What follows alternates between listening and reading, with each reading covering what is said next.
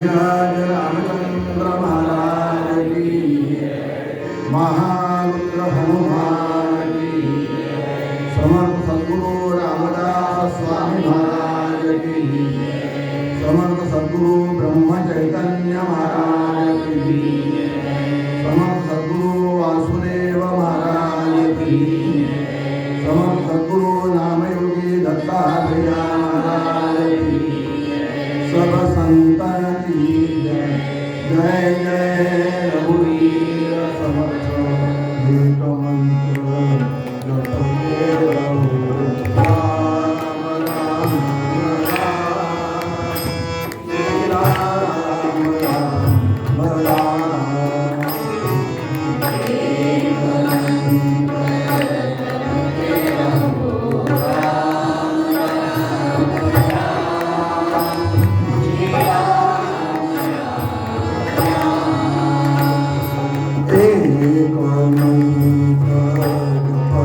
रहो राम राम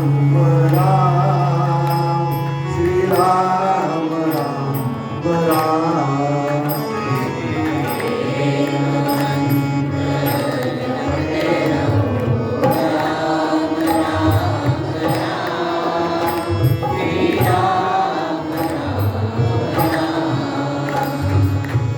मन वतन हृदय से उसकी वंदना करो